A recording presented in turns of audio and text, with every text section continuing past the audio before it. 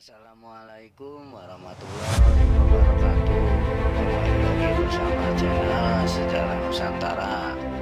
Kali ini saya akan membahas tentang mantan Presiden Indonesia Pak Soeharto. Nah, sahabatku semuanya, simak sejarah. Kali ini Soeharto hanya diam tentang Dewan Jenderal dan Kolonel Latif pun beraksi. Sejarah peristiwa gerakan tanggal 30 September tahun 1965 atau G30S menjadi tinta hitam dalam perjalanan revolusi bangsa Indonesia. Peristiwa G30S masih banyak menyimpan banyak misteri. Satu diantaranya yakni tentang latar belakang siapa saja yang terlibat dan dalang sebenarnya di balik peristiwa tersebut.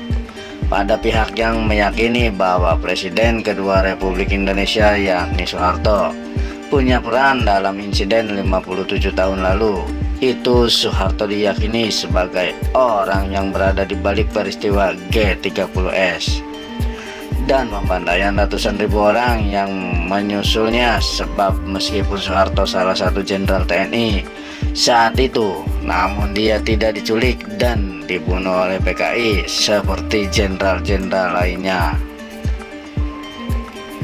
Di mana Soeharto saat terjadinya peristiwa penculikan pada malam tanggal 30 September tahun 1965 lalu. Mengapa Soeharto itu tidak diculik dan dibunuh PKI? Soeharto pada saat itu menjabat Panglima Komando Strategis Angkatan Darat atau Pangkostrat, berpangkat Mayor Jenderal. Soeharto disebut-sebut mengetahui akan rencana penculikan sejumlah jenderal yang diyakini sebagai Dewan Jenderal yang akan melakukan kudeta pada Presiden Soekarno. Hal itu berdasarkan kesaksian salah satu pelaku, yaitu Kolonel Abdul Latif dalam persidangan. Dikutip dari buku John Rusa berjudul Dalih Pembunuhan Massal Gerakan Tanggal 30 September dan Kudeta Soeharto. Latif beraksi bahwa ia memberitahu Soeharto soal rencana penculikan sejumlah jenderal.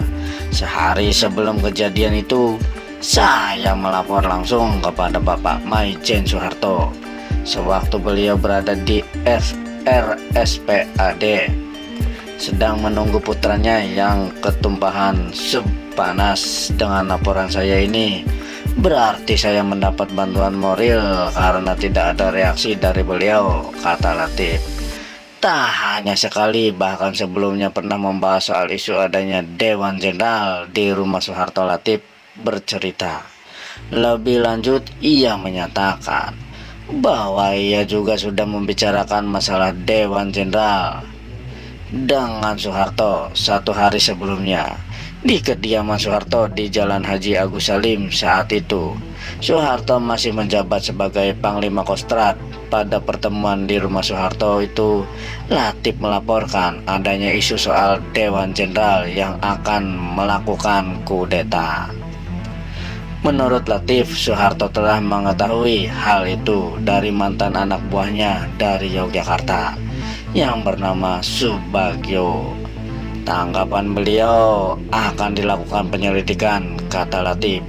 Sementara itu, dalam kesaksiannya kepada Mahkamah Militer, Latif membeberkan alasannya tidak memasukkan nama Soeharto dalam target penculikan karena kami anggap Jenderal Soeharto loyalis Bung Karno, maka tidak kami jadikan sasaran, kata Latif.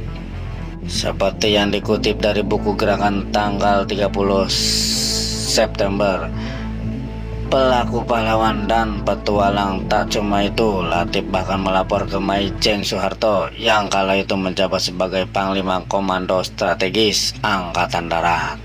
Langkah ini dilakukan Latif setelah laporannya tak ditanggapi oleh Pangdam Jaya Maijen Umar Wirahadi Kusuma dan Pangdam Brawijaya Maijen Jenderal Basuki Rahmat. Latif mengaku sudah beberapa kali mewanti wanti adanya upaya kudeta oleh Dewan Jenderal. Menurut Latif, Soeharto hanya bergeming mendengar informasi itu. Bahkan di malam tanggal 30 September tahun 1965, Soeharto mengabaikan Latif yang menyampaikan rencananya menggagalkan kudeta. Soeharto sendiri mengakui dia bertemu dengan Latif menjelang peristiwa G30S, namun dia memberikan kesaksian yang berganti-ganti dalam wawancara dengan Der Spiegel pada tanggal 19 Juni tahun 1970. Soeharto mengaku ditemui di RSPAD Gatot Subroto oleh Latif pada malam tanggal 30 September tahun 1965. Soeharto tengah menjaga anak bungsunya yakni Hutomo Mandala Putra alias Tommy yang dirawat karena luka bakar akibat ketumpahan sop panas. Namun katanya Latif tidak memberi informasi apa-apa, malah akan membunuhnya saat itu juga. Dia justru akan membunuh saya, tapi karena saya berada di tempat umum, dia mengurungkan niat jahatnya itu, kata Soeharto. Namun dalam autobiografinya Soeharto, pikiran, ucapan dan tindakan saya, Soeharto mengaku hanya melihat Latif dari kejauhan dan tak sempat berinteraksi. Soeharto menjadi pahlawan setelah ramainya peristiwa G30 SPKI. Dianggap sebagai dalang, sementara itu Soekarno tidak melakukan apa-apa. Masyarakat sipil, mahasiswa dibantu tentara menggelar berbagai demonstrasi besar-besaran menuntut PKI dibubarkan dan ekonomi diperbaiki.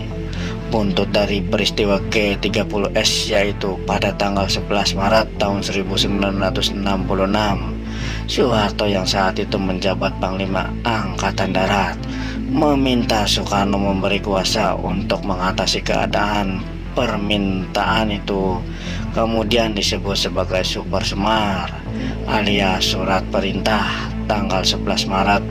Peristiwa itu menjadi jalan Soeharto menjadi presiden selanjutnya, menggantikan Soekarno.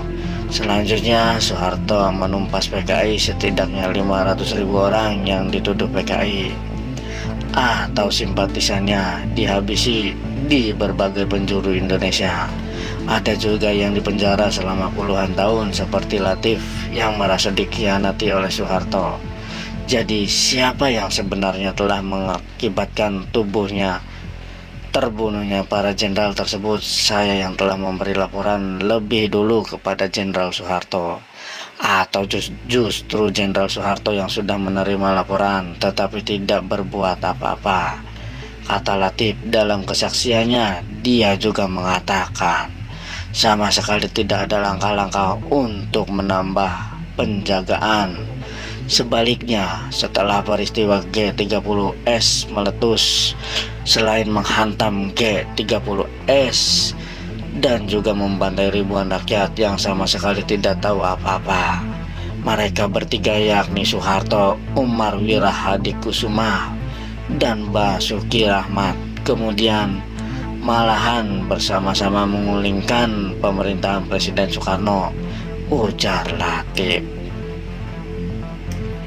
Peristiwa G30S sendiri awalnya dipicu dari kabar adanya sekelompok jenderal atau Dewan Jenderal yang hendak mengkudeta Presiden Soekarno. Peter Kesenda dalam buku Kematian DNID dan Kejatuhan PKI menulis PKI mendapat informasi ini dari rekan mereka di militer yang merupakan simpatisan PKI. Militer saat itu terbelah menjadi beberapa faksi yang saling memperebutkan pengaruh dan kekuasaan. Ada sebagian kecil yang simpati terhadap PKI. PKI adalah salah satu peristiwa yang cukup diperhitungkan saat itu. Kader-kadernya menduduki kursi dewan dan kursi pejabat selain faksi militer yang simpati ke PKI. Ada juga faksi-faksi yang justru anti terhadap PKI. pada militer yang setia kepada Soekarno, dan ada yang tidak dalam fasing yang tidak loyal. Inilah diyakini Dewan Jenderal bersarang ideologi di dunia berkembang. Setelah Perang Dunia Kedua berakhir pada tahun 1945, negara-negara pemenang saling bersaing memperebutkan pengaruh. Persaingan yang dikenal dengan Perang Dingin ini membelah dunia menjadi dua. Ada Uni Soviet dengan paham komunisnya, lalu ada Amerika Serikat dengan paham kapitalisnya. Pada tahun 1960-an, Soekarno dan PKI condong ke Uni Soviet dan anti Barat. Dewan Jenderal diyakini sejalan dengan Amerika Serikat yang ingin menyingkirkan Soekarno. Atas dasar keyakinan ini, para perwira militer yang kenal kepada Soekarno bergerak secara diam-diam untuk menjaga kudeta. Para perwira militer itu antara lain Kolonel Abdul Latif, Komandan Garnisun Kodam Jaya Letkol Untung, Komandan Batalion Pasukan Pengawal Presiden Cakrabirawa, dan Mayor Sujono, Komandan Resimen Pasukan Pertahanan Pangkalan di Halim. Mereka didukung oleh Syam Kamaruzaman, Kepala Biro Khusus PKI, yang merupakan badan intelijen PKI. Daftar jenderal yang jadi sasaran disusun oleh Syam bersama para perwira militer. Para perwira militer itu berencana menculik para jenderal dan membawanya ke hadapan Presiden Soekarno. Namun rencana itu gagal total karena tidak dilakukan dengan matang. Para jenderal yang awalnya hanya akan diculik malah dibunuh. Sekian dan terima kasih. Jangan pernah melupakan sejarah. Salam sejarah.